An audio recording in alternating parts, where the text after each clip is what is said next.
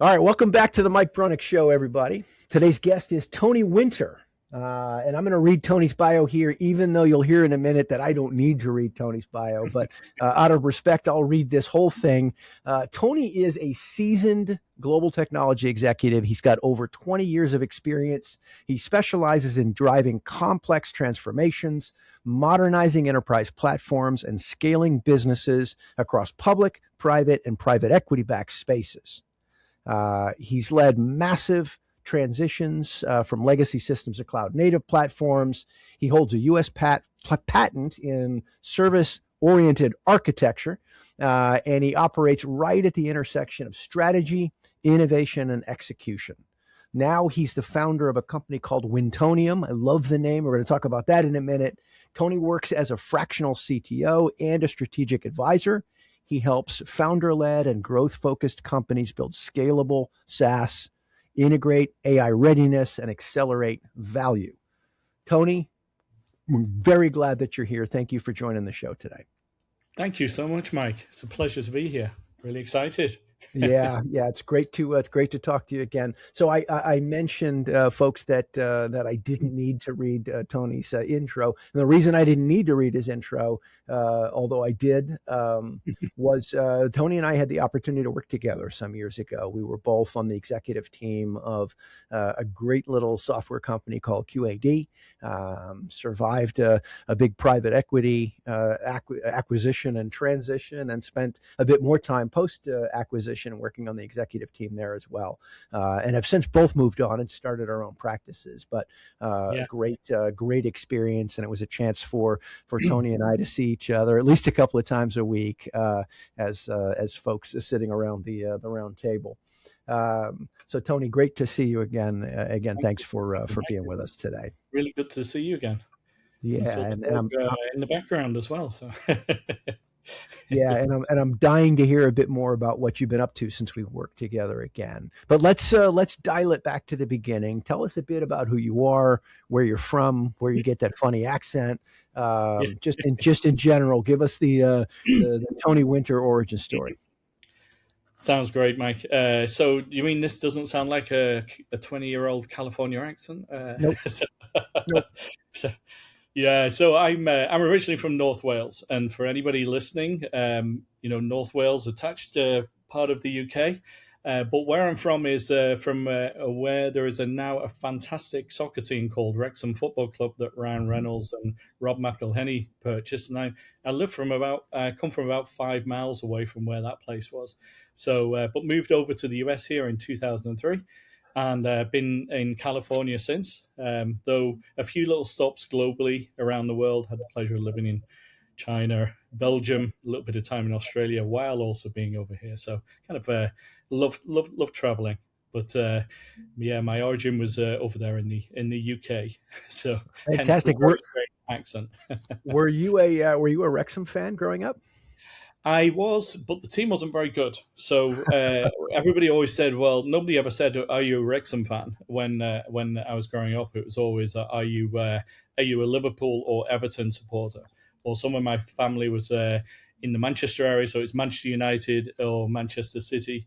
And you always thought, oh, which one of those? But no, the fact that it was my closest soccer club and how much transformation those guys have done to the whole community and everything is just phenomenal. And Great to see it. So, yes, I am a fan. Yes, I have watched them play, even over here. They came and played in Santa Barbara amazing a couple of years ago, so it's bizarre. Yeah. That's it really is bizarre. I can only imagine. It's like growing up a Cleveland Mud Hens fan or something, and suddenly they're playing the Yankees. So it's an incredible story. So tell us a little bit about your educational background. How did you find yourself interested in technology? How did you get from growing up in North Wales, traveling all over the world? Tell us a little bit about how you got to where you are today. Sure. Well, I got into technology initially as a real young kid. My father used to be in the Royal Air Force, and then come out of the Royal Air Force and was in electronics. And it was just at the era of computing coming along. So we brought home a computer, of which started playing some games, and then discovered this little magic thing. And I was about 8 years old that, hey, you could write your own programs and do stuff display things on the screen, make funny beeps out that little speaker that will just go beep beep, things like that. And that started getting me hooked on writing code to go and do stuff. Um, I then learned a lot about PCs and so on. And even at 14, I started up my own little business, helping my dad with some of his clients that might have lost their work or, PC issues and things like that, which Mm-hmm. ultimately got replaced with things like PC World and, all the things that we have now, like Best Buy and stuff like that, for helping in this space. Um, but all the way through my education up until university, I never really touched computing because it just came naturally to me. But I realized I had this natural drive to it. So I ended up doing a degree in computer science and physics. While I was doing my degree, I even worked for the university on their help desk, but then become kind of a lead tech support. So had the, working with real people side of things, and then got out and broke into first coding job. But I'd already had a lot of experience there. My very first day in my first job as a graduate, I was actually out on site, staying in a hotel, so traveling straight away from day one and setting up systems. But that became a great foundation. 10-person company. I'd recommend anybody here, if they have a chance to work in kind of a startup environment, it really lays a great seed. Mm-hmm. And then the career started accelerating on from there. And happy to share the wider picture. But No, that's great. That's great. And I'm sure, it sounds like you caught the bug early, and you've been involved ever since, yeah, solving problems, and helping some local insurance guy find his lost files is a small yeah. problem. But I also know firsthand that you've solved some big problems, and maybe no better example than what happened at QAD. So tell the listeners a little bit about the challenge, what it looked like when you first took over as the CTO at QAD. What was the state of the platform? What made you realize that some sort of re-architecture or complete transformation was necessary? Yeah. And I'd almost kind of say my career evolution went from loving technology and growing up with technology as a technical lead. I kind of evolved in my career from both a software engineer, either in the services or then moving into R&D, because I loved the kind of future and where technology was going, to being a thorn in the side of kind of companies from a transformation standpoint and looking at new stuff all the time, but always with a practical vision of, well, what does the end customer really want and what's the real job to be done that we're trying to achieve there. And that laid the seeds. A lot of that career was through QAD, and I went from kind of a more of a technical leadership background to an organizational, a business leadership with a whole large organization. And one of the big transformations that led the charge on when I became CTO at QED back in the 2010, 2011 era Mm-hmm. was this whole transition to this idea of moving to cloud and driving that. And as with many companies at that time, a lot of legacy applications.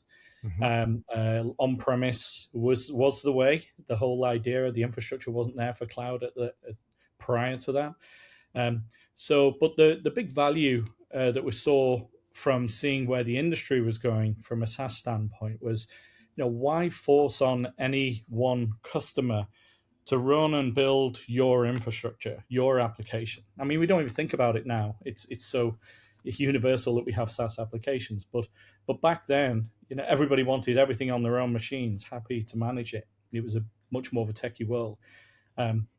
So saw that opportunity with the leadership at QAD. The big challenge was, well, how do you transform a large application, a massive, evolved 40-year-old application into something that's in a new generation? So, well, for us, what was that new generation? We wanted something that was a brand new user experience. We'd seen how Apple transformed the world with user experience and how they displaced BlackBerry. My mission as a CTO was I never wanted the technology that we had to cause our customers to be displaced by their competitors. And that was almost my own vision and drive. And wanted to see that in the product. So great browser-based application. We saw the advent of data evolving. So getting embedded data analytics embedded into a product. in large applications like ERPs, you're always doing customization. So, and the world was trying to take things into, well, customization's bad. But I thought, well, what if you could do that last mile of customization while actually having a great product that allowed you to stay current all the time? And so what we did was marry the two. Again, look at that. What's the true job to be done? What's the real world? And then implement that in technology. So we went through a whole transformation exercise, and anybody here, any businesses that listen to this that have large evolved applications will know how hard it is to go from one thing to the next. And I've seen it all, where somebody tries to build a new thing and they're competing against themselves, and it never quite gets delivered as they expect, and it becomes falling behind, and then you need to integrate, and all sorts of chaos that happens around there. So what we wanted to do was have a nice view of what the customer journey was going to be, and we carefully thought about that from a side-by-side standpoint. So that means old and new evolving together, where the new slowly started taking over the old, almost like today you hear it as a strangler pattern, but it's that kind of an evolution. And we're very successful at that. We got the whole experience out there. We were in cloud. We had a great partnership with AWS, transformed our application, had a nice extensibility platform that allowed our customers to extend the application for that last mile, while also having something that allowed customers to take updates and stay current. And then the big plus on there was we significantly increased our valuation, from a re-IPO of our shares, tripled the value of our business, and then sold to Thoma Bravo for a couple of billion in change. So happy story from there. And then my transition also moved on following that story, as was our journey, Mike, where Yes. we lived that world of private equity, delivered on a number of key projects in that side, and saw the broader world in that sense as well, which also drove me a passion for the business end of investment in technology and software companies. Yeah, great story, great experience, and great success by you and your team. You talked about changing the valuation. You Mm-hmm. talked about the amount that we were QAD was acquired for. I think in the business we'd call that a technology-led value Mm-hmm. creation. Yeah. The private equity firms specifically, but acquirers in general are always talking about value creation. How do we take a thing and make it more valuable? How do we take the thing and keep the stuff that's working and fix the stuff that's not working? And what are those levers we can pull to make it more valuable?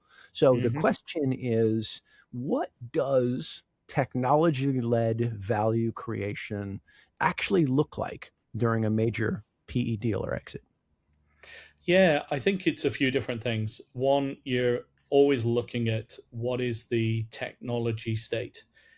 Is there a lot of technical debt? And people think technical debt is something that evolves with a large business over many years, but startups have technical debt. I do growth stage software companies today, and they have technical debt. So technical debt, it's stuff you didn't know what you were doing at first, or it's evolved, or the technology's moved on. So that is always one key area. You're looking and evaluating that and seeing how much of an anchor it's going to be to the business moving forward. And moving forward means how agile are they? How well supported are they meeting the customer's needs? How Mhm. quickly you can respond? And that whole dynamic's changing dramatically today.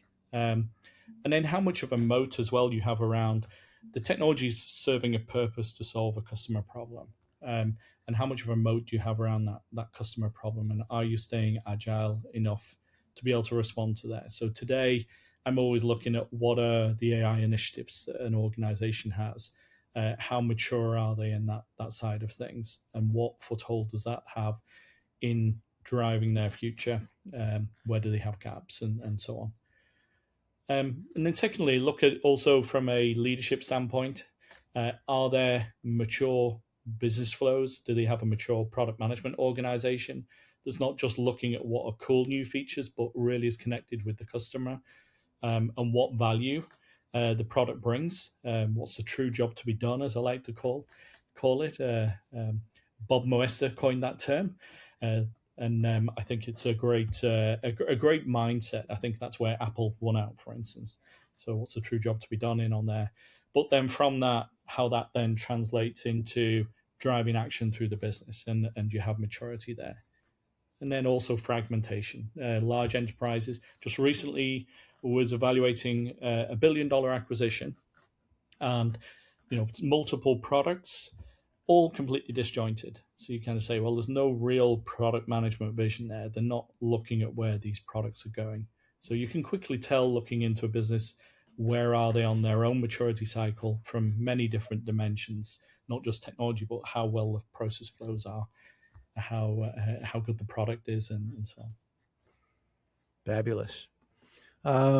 You and I both know, having been C-level executives, that whatever your area is, you're a chief marketing officer, chief technology officer, chief revenue officer, that some part of the job and every day is being good at the technical parts of that job. How do I get better at marketing? How do I get better, build better products? How do I market better products? How do I sell better? How do I support better? But there's another part of being a C-level executive that's really just about building high performance teams and trying to create culture and cohesion and performance across hundreds of people in dozens of countries and locations. So what's your philosophy on building high performing engineering cultures across international borders and across multiple organizations? Yeah, that's a great one, Mike. I think one is having great vision. People choose to work in a business, whether they're still there or not. Is they choose in their mindset, and I want people, the very best people, working there. And the very best doesn't mean you just kind of get rid of all of everybody you have and hire in new. It's actually, are you setting people up for success? And that starts off with a good vision, a good vision of, well, where are we going? What's our own mission and drive and purpose? But on and establishing that, and I think certainly as a CTO, you're balancing and looking at the business view and driving that technology vision. I think it's important that you make people more marketable. You've got to say, well, what's in it for me, for every individual, and looking at the business. So having that core, driving the excitement in where can people's own careers go, and giving them a level of flexibility, and then the tools to help enable them to move forward. And then I think being very kind of almost very radical candor almost with an individual and where do they truly stand. It's pointless not telling somebody exactly where they stand from a career standpoint, their own capabilities, to help them grow, and being able to put them in a good foundation, give people the opportunities to grow. But if that's not working, maybe work with people more to see where should they be. I think finally, off the back of there, is ultimately, you have to make some hard calls. It's probably one of the biggest challenges of any leader is to know when enough's enough, and you've got to cut back, drop people. They're not doing the right job, and that's important both for the existing people and that individual, for their own future, and doing something that maybe they're more excited about. So I think getting all of those cornerstones, but having a good form of feedback, organizational view, performance management. I always like to see these things in play. And even from the smallest companies, you can get great foundations and simple performance management tools in place right from an early stage. Fabulous. Thank you. Great answer, Tony. So let's sort of park those three big buckets, right? We've got your work doing digital transformations, really doing the work, the talk about product-led value creation around exits and increasing the value of some of these technology companies, and then the building high-performing teams. Let's keep those three sort of pillars in place. And talk a little bit about your current work. So you have a journey similar to mine. We stopped solving one company's problems full-time, 60 hours a week, traveling all over the world, and moved into a job where you and I are solving several or many companies' problems, doing advisory work, doing coaching, and doing fractional work. So tell me a little bit about what inspired you to start Wintonium, step into a fractional or an advisory role rather than a full-time role? Yeah. And I think the first part of there was I love products. I'm a product person. Mhm. I love products and seeing products successful. Successful in the sense of the problem that they solve. So getting a box around there, that's, if you said, what's my mission? It's that. And that from all levels. So one of the things I wanted to do was to be able to, I've been very fortunate to have been there and done it in many different flavors. I've Mhm. lived all over the world. I've led engineering teams in multiple countries. I've led massive transformations. I've done labs and experimental work from the ground up, lived with startups, you name it.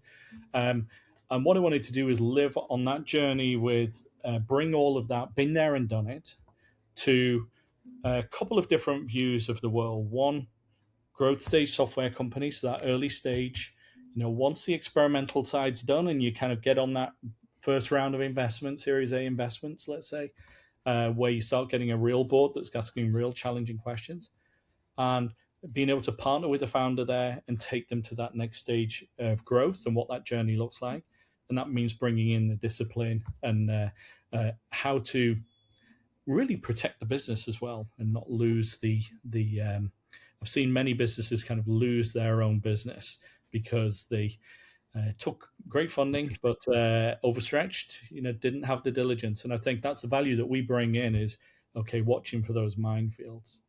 But then at the flip side, the other end of the extreme, working with private equity, um, on the same sort of challenge, which is you get a new private equity investment. There's expectations there. There's a growth objective, and again, helping the business navigate through that, um, helping them be on track, bringing the been there and done it.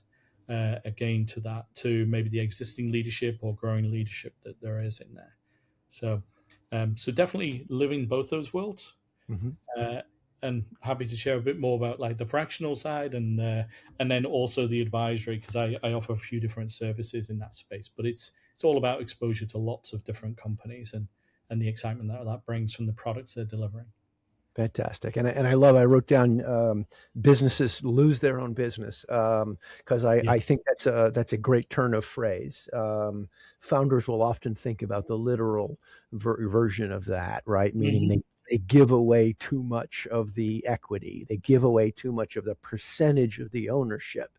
So Yeah. they lose their business. But I think there's a double entendre there because they also run the risk, even more dangerously, of forgetting who they are. Hmm. They lose their business. They lose what made them unique and what was their special sauce and their whole reason for being. They can lose that if they take too much advice and too much money and get pulled like a weather vane in whatever direction the market is blowing the wind. Yeah, yeah, and I think, Mike, just building on that, it's, to me, it's all about the been there and done it. What people pay us in effect to do is to bring that experience, and the experience hasn't come off. Everything was successful. Right, It's the experience has come off the back of failing your way to the top, and it's right, all right, of right. those war wounds that we carry that help us with that next generation that's coming through. Yeah, failure's a great teacher, and for guys like you and me, we hope that other folks can learn from our failures rather than having to fail on their own. Um, so what kind of companies would look for a fractional CTO? What's the advantage of hiring a fractional CTO rather than having a full-time person? Or are they not able to afford it? They don't need it. They need an addition. Tell me what fractional CTO work typically looks like for your clients. Yeah, fractional CTO work is, so first of all, kind of definition of it. A fractional CTO doesn't mean they're doing half a job. It means that they are your full CTO, but on a part-time basis. So all the responsibility. So for my clients, where I'm a CTO today, I have reporting requirements. I'm monitoring the service levels for our application, overseeing cloud security, managing the teams, delivery, the pipeline, the technology strategy, everything you'd expect from a CTO, but only on a part-time basis. So, and the value that that brings for an early stage and my target markets around the growth stage software companies. So typically somebody who's either pursuing the first round of investment, formal investment like Series A, through B, C, and so on. And in that capacity, usually they may have had some kind of founder-led technical lead, where you're coming in and bringing that experience and taking it up a maturity. Usually, a lot of it's around organizational forming, and this individual tech leader that might already be there, or they may be absent of it, is under pressure of what this new world looks like. There's also a secondary side to that, which is Mhm. kind of on the more on the advisory side. And on that advisory aspect, it's more of a um, providing a coach and support to an existing technology leader and bringing them up through that side. On that, less time involved, but you're providing the same role, the same kind of coaching support as they take their way through. Um,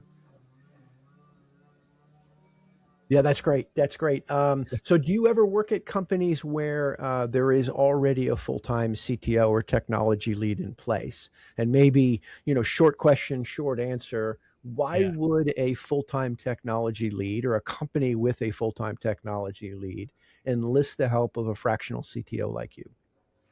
Yeah, and this typically, for larger enterprises where they've maybe already established this, or following a private equity acquisition. Um, this is that been there and done it, bring the experience along. So you still got the main technology lead there, where or CTO who's driving the technology strategy, but as in this capacity, as more of a fractional role, you're playing more of a coach and guide, and helping them think around the problems that they face every day in the business. So that's more the capacity that you'd say for larger businesses um, on that side. Fantastic. Fantastic. Tell me a little about current projects. Anything you're working on right now? Any companies you're supporting right now that are exciting modernizations? Anything you're currently tackling that you want to share, either by name or anonymously? Yeah, so a few different things. I'll keep everything anonymous in on here, but take a look at my LinkedIn. You'll see some of the. But yeah, it's doing some exciting stuff in the insurance tech space with big on data pipelines, deep in the both AI and machine model space. So data pipelines where data is a product, Mhm. and full CTO from that aspect. Um, Great advisory situations with AI first companies. I see a lot of AI first growth stage software companies at this point where they've been around for a while, they've established a great product, and they're on that scaling side. So great from a maturity standpoint. Um, for me, the focus is always on software companies. So it's any product. I've hit a few consumer based products. Um, some really cool things, interior design, for instance, using a lot of AI around the design around that space.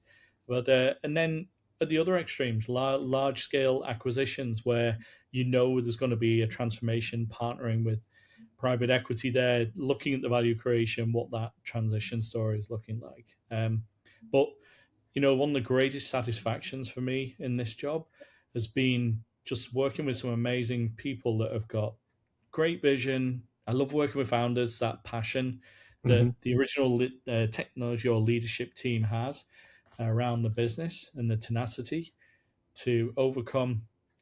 They never know if they're going to survive. So it's Yep. living on a knife edge all the time, and that thrill and pace, I love it. So I've tended to where I feel very beneficial today is I can work with early stage software companies and take all of that agility or all of the experience from the kind of the large sales software companies down to them, but then flip it over the other way.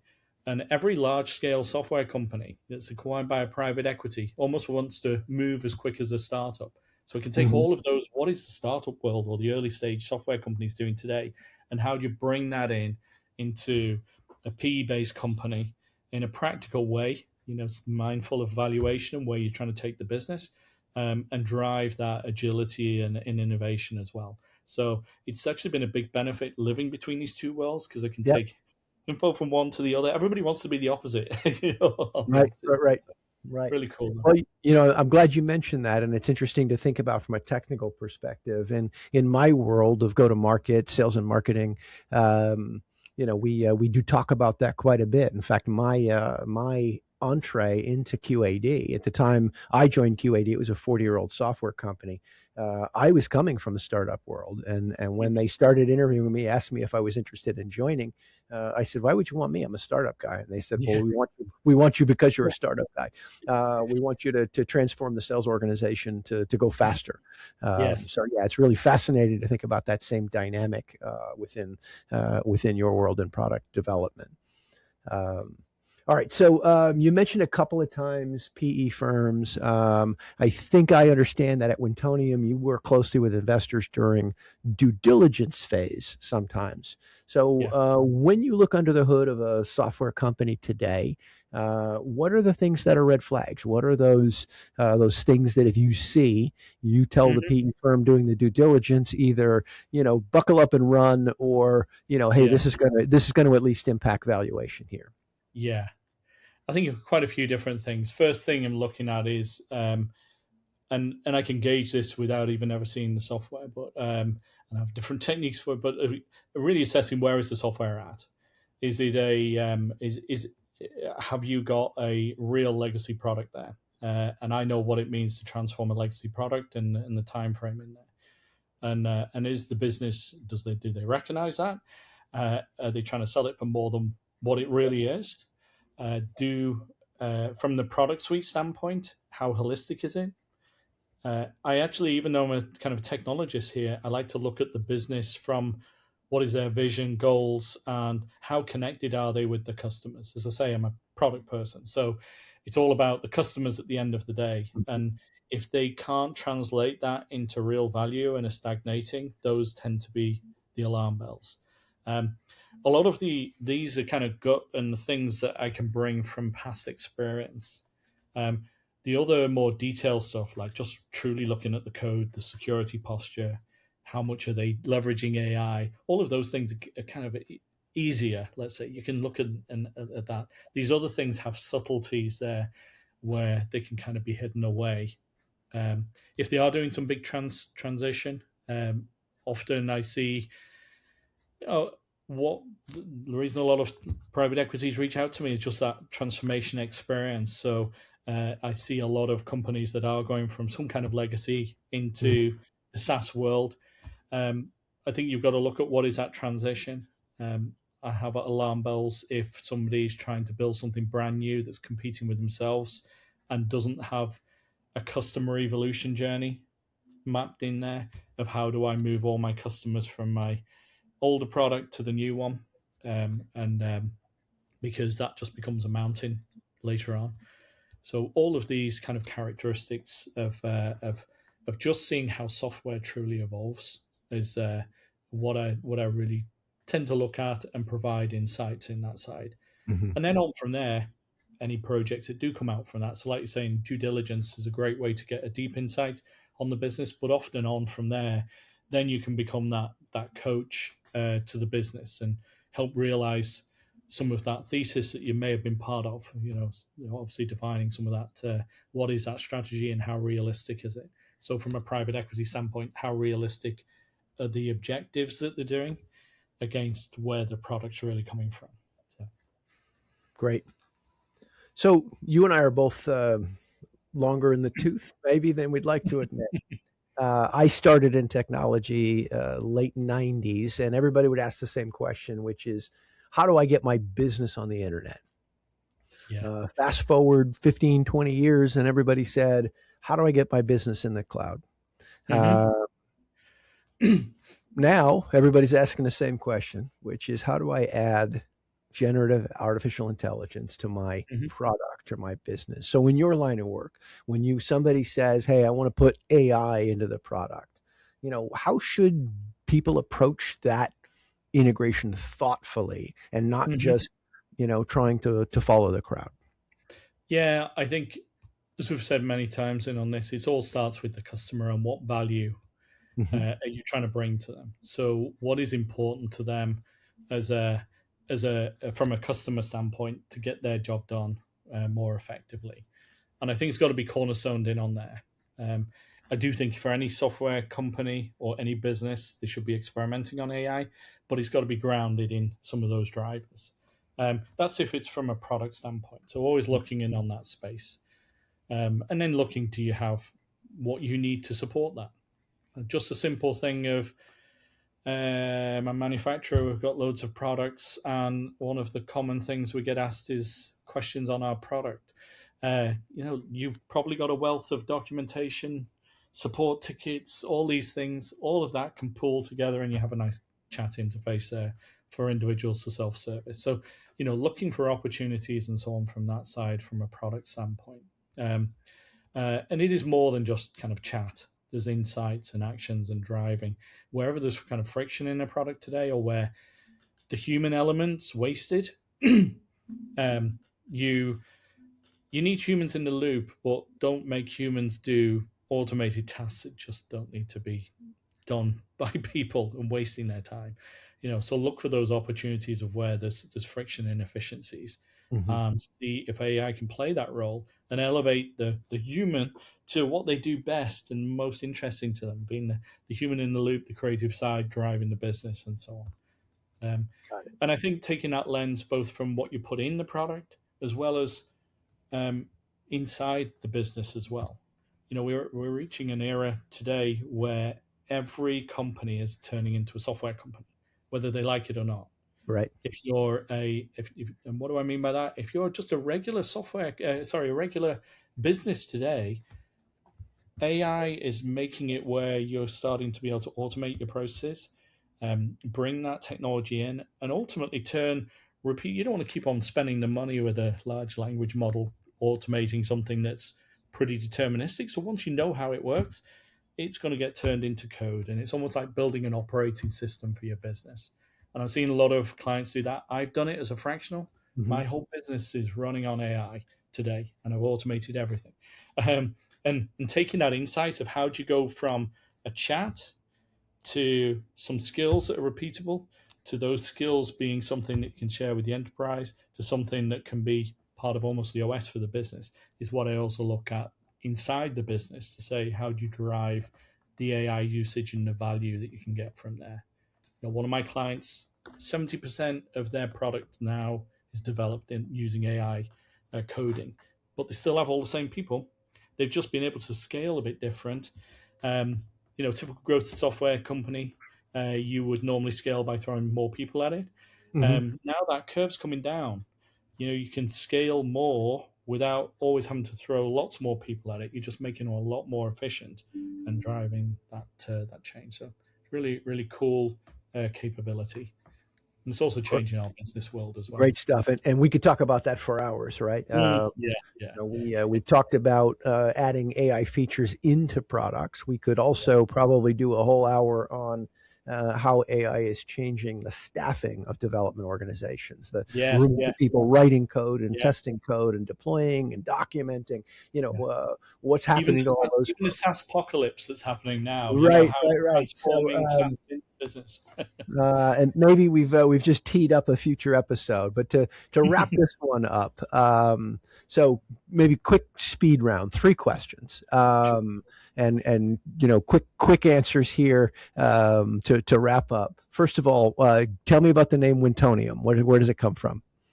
So Wintonium, I spent far too many hours trying to solve what company name should I have, and I don't like the winter part of it, and I thought the element side of things and the element of getting to the root of something. So that's where the inium come in. Just bounce those two things together. But it's fabulous. Too long on it than I needed to. It's fabulous. I was such a bad science student in high school that if you told me it was an actual element on the periodic table, I would believe you, because I didn't get beyond the first couple of rows of that chart. All right, second question. If you could give one piece of advice to a founder or small company technology lead who needs to scale their engineering from just a few people to dozens or 100 people, what would that one piece of advice be? The one piece of advice is, do you really need all those people ahead? That's the starting point. Are you doing things sufficiently today? So look internally first. Don't just take your old formulas and just assume it's more of the same. Be a bit critical of yourself and say, am I doing things the best way? Do I know what good looks like? And if so, are we doing it? And where's the gap? Fantastic. Fantastic. All right. Last speed round question. People that have listened to this and are interested in getting a hold of you, how do they get a hold of Tony Winter and Wintonium? So you can hit me up on LinkedIn, but you can also go to wintonium.com, WINTONIUM.com, and you can set up a call with me there or drop me a note. Fantastic. Wintonium is the element of competence. How's that? Sounds All right, perfect. that's why I'm in sales and not marketing. We're gonna have I to know. I workshop. was saying I need a marketing person. We're gonna have to workshop that. All right.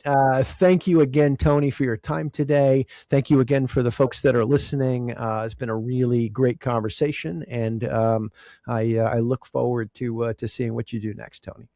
Thanks very much, Mike. Appreciate it.